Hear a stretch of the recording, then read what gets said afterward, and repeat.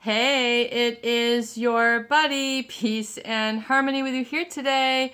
Much love going out to all the beautiful, empowered harmonizers. We are zooming in and focusing in a little bit more in depth on a great viewer question, and that is how to kind of depart from the sabotage or the self-limiting beliefs that have inhibited you or kept you down or kept you stocked or blocked from progress in your life and sort of feeling effectual, independent, happy, and empowered. This is a very important thing to realize and touch on, especially when you are faced with traumatizing circumstances, or maybe you have experienced a history of traumatizing relationships. We have a lot of viewers here on the channel who have people who have adversely affected their life, adversely affected their emotional health, adversely affected their physical health, their professional life, their income, their sleep habits, their eat habits. They have lost faith in humanity, lost faith in themselves, no longer appreciate or are in touch with or connected with the good in life, or feeling positive self-regard, otherwise known as self-esteem, valuing of self, and feeling that you are okay right where you are. This is an important B state that people need to experience. Just as a reminder, we are human beings, not human doings. We are human beings, not human doings. So within relationships, perhaps you've had a history of a relationship with a narcissist. And because of that dynamic, because of the force that creates the effect, or you've become a counterforce to their force, you have maybe perhaps found yourself in an inhibited or blocked or really self-limiting position or identity I am. That has affected your emotional health, your behavior, your decision making, and what you do and become.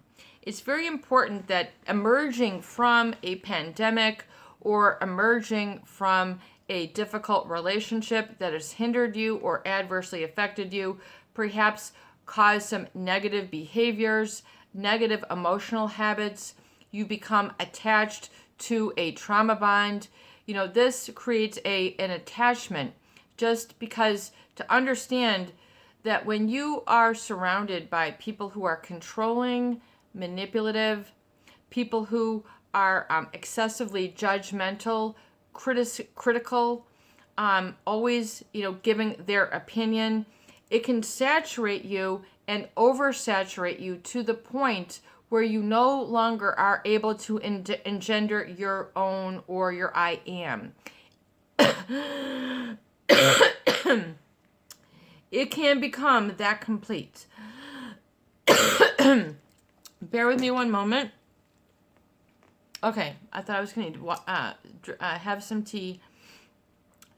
Anyway, so it's to understand that oftentimes people who have been, impacted, or they are in situations where they are inundated with or surrounded by these types of people, either by numbers or by degree of force, is to understand the completeness to which they have affected you. So it's important to be rigorously honest when we talk about empowerment in understanding the role of what is learned helplessness. Oftentimes, to create a new normal or create an adjustment or empowerment means to establish your I am in the fullest sense of the word. Oftentimes, this is corrupted or eroded when you are in close proximity or in relationship with people who have a personality disorder, snafu, situation, characteristic, a way of being, whatever you want to call it. We're not here to label and diagnose. We're here to help uplift and empower.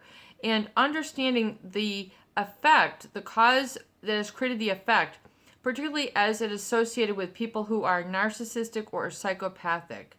We have a lot of videos here on the channel that talk about these personality traits. You can always check them out. But just as a recap, as it comes to creating a new normal, and healing and emerging from this is to understand we need to clean the slate, the tabula rasa. A lot have negative information, might have been written or expressed from you on your previous tablet, if you understand what I'm talking about. You might have experienced a state of learned helplessness. Just like when we talk about the research in there's a lot of research in psychology on learned helplessness, particularly that of the training of the baby elephant.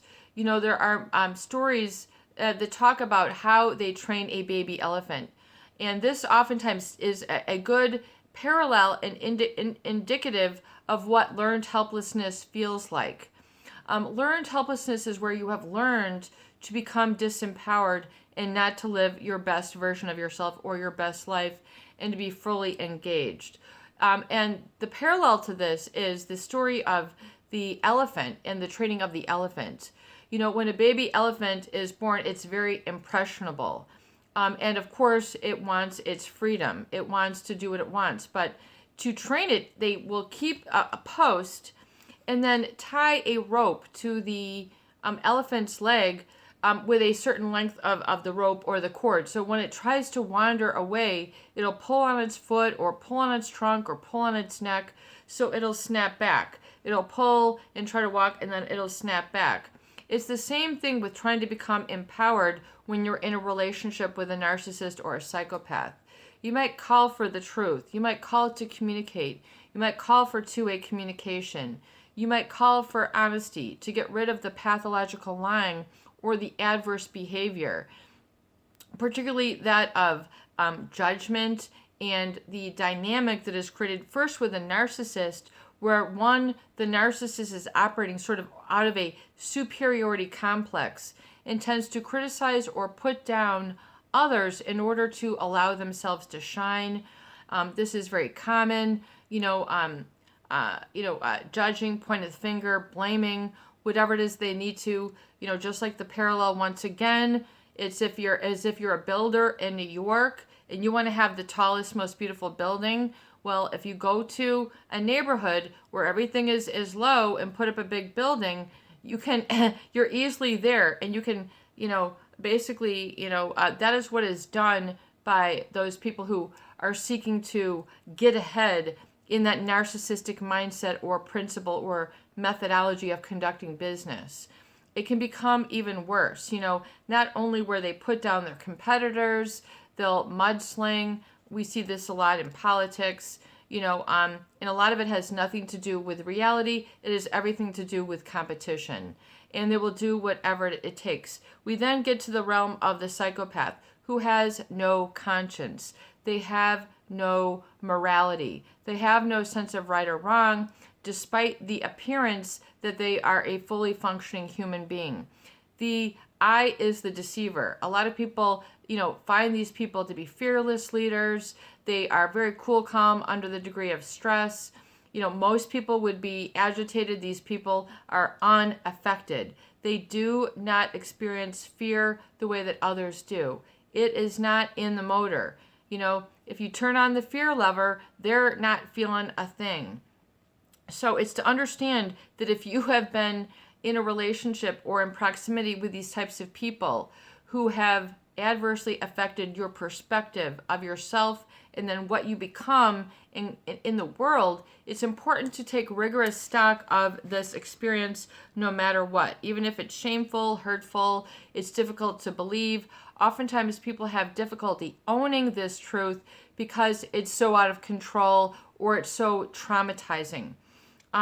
They can't believe that they were treated this way, that they were lied to this way, that they were deceived and manipulated, that they were not given the information, that they were not guided, that they were not educated, no one clued them into this, and then they are mistreated in a bully manner. This is not fair, but oftentimes people don't know how to manage these people with aberrant or abnormal or extreme behavior problems, particularly that of sort of judging and trying to snuff out others. This is known in psychology as extinguishing behavior.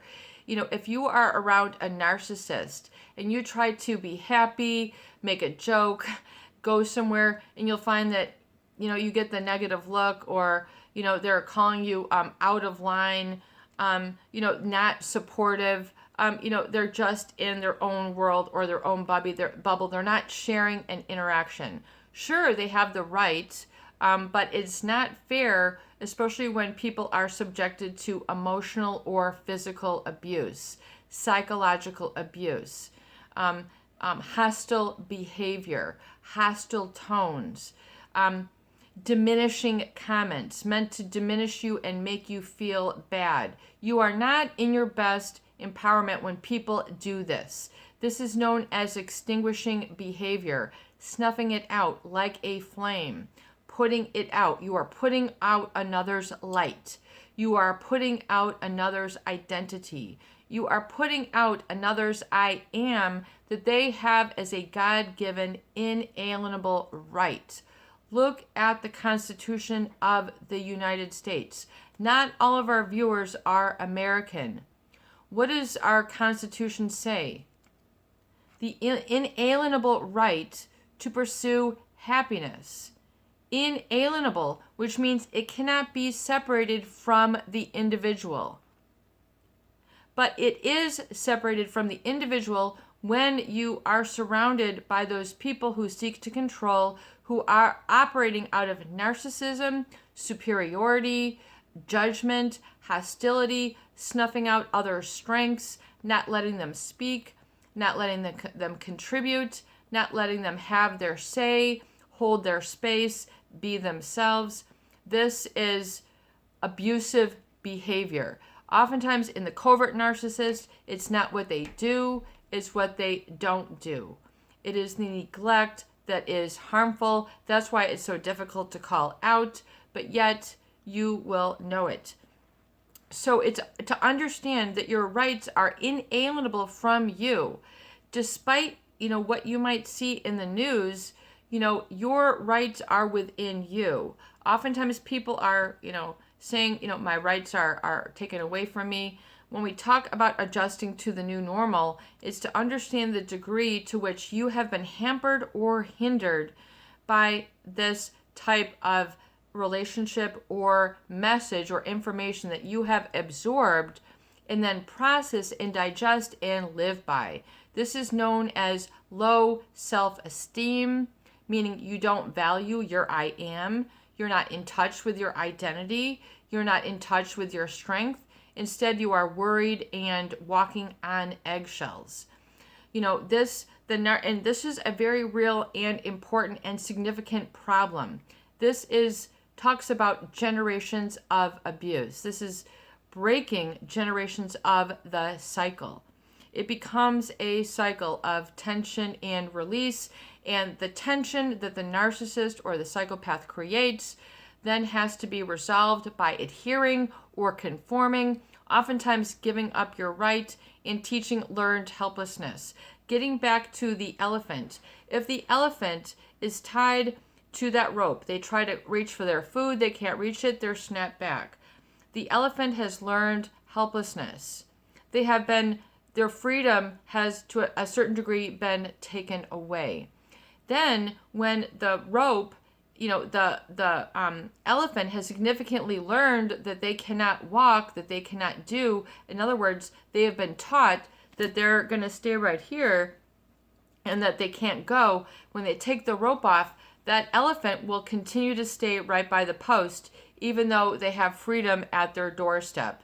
It's because they've been taught to hold back. And, when we're talking about the parallel of this in psychology, this is known as learned helplessness, and then which then becomes a self-fulfilling prophecy, which means they begin living out the negative commands of the trainer or the narcissist or the psychopath. So literally, they give up their ability to own their truth and their strength and their reality, and they become codependent or traumatized or an egoist to the needs of others. This is a tension and release cycle. So you need to break that cycle that includes this adversity that the narcissist oftentimes will inflict to keep others down. And unless you're supporting them and stroking their ego, everything is not okay. So getting back to that, it is to unlearn learned helplessness. And so if you have found that you're not sort of being decisive, you're not living in your personal power, this is significant that you can change, especially with the Advent.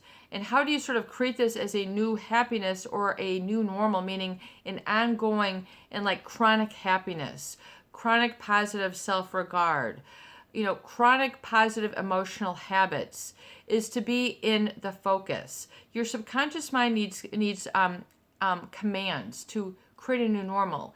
So this is very simple. It needs to be done in between, 5 to 7 words.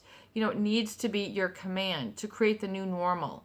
And to create this, you need to have this written down, either in an appointment book. I've got my books here. I don't have my calendar, but in your calendar, maybe you like to write in notebooks. So maybe you get a notebook like this. What do you resonate with? Do you like this? Do you like little ones? Do you like ones with sayings, enjoy the journey? Or do you like notebooks? Do you like big notebooks?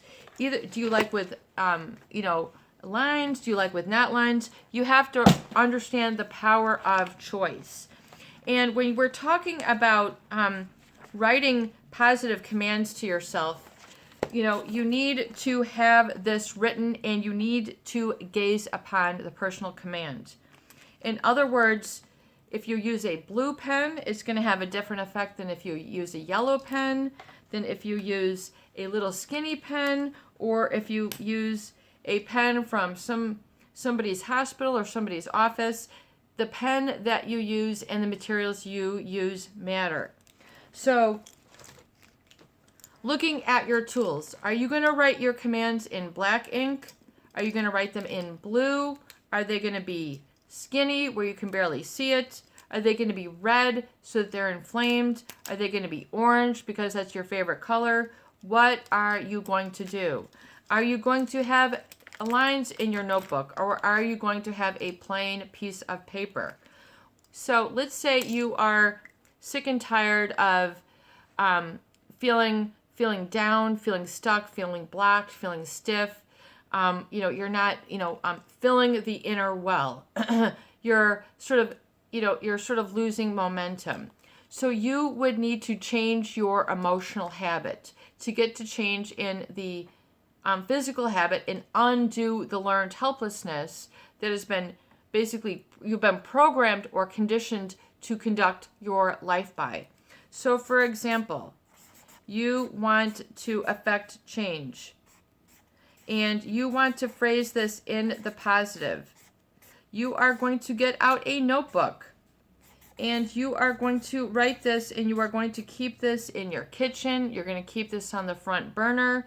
You're going to keep this by your phone. You're going to keep this by your nightstand, and you're going to have this in big bold. And what is it going to say? Can you read that? Can you read that? Walk no matter what. Walk no matter what. Walk no matter what. If you write this down, and this is in your calendar, and you gaze at your calendar, and you stop the inner censor from telling you no, you can't do it, then you will begin to walk no matter what. You have to bypass the inner censor that tells it this won't work, this is not fun, this is not enjoyable. If you've got a lot of, or I can't do it, I'm too afraid, I'm worried about what this person is going to think about me, I'm worried about what the narcissist is going to think, the psychopath, I'm still caught up in that, or what have you. It's difficult to make the change. This is about establishing your I am and affecting a new change, a new normal for you. And normal means what feels like you should be doing. Normal is an interpretation. If you don't feel normal, it doesn't feel right, or you don't like it. You might say, I hate living this way. I am uncomfortable living this way. I don't like feeling worried about the narcissist. I don't like hearing those intrusive thoughts over and over where I can't think for myself. Unequivocally, if you have had a relationship with a narcissist or a psychopath, you're going to experience some degree of thought disorder or attachment disorder. And so you need to establish a new emotional habit with phraseology, with the word, woven in. And this is a series of videos. We could talk about this for goo gobs and eons of time, as have many other generations of people. But we're coming to a precipice or the top of things where things are bubbling forth.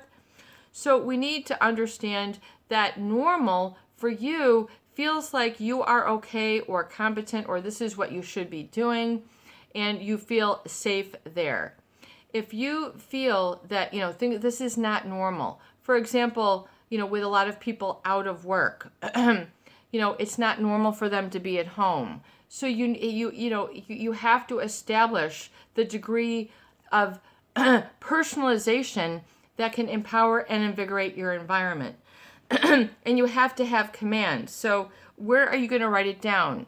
Be happy no matter what. Be decisive no matter what.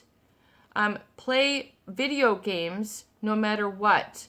Play cards no matter what. Research another country no matter what. Learn a new language no matter what. Take care of my garden no matter what.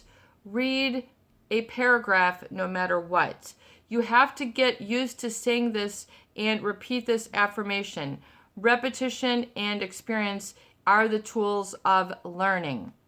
Just like if you're learning a violin, you're learning to play the piano, you're learning to type, you need repetition and experience. This is something you need to become self-educated on and back yourself up and continue this. If you don't have this spoken with assertiveness, then it won't work and affect change. This is very important that you understand. We're going to talk more about this in previous videos. I hope you apply this. The main thing with change and psychology is applied psychology, meaning doing something with it. So let's do something with it, affect change. Write this down in your appointment book, and I'll see you on the next video.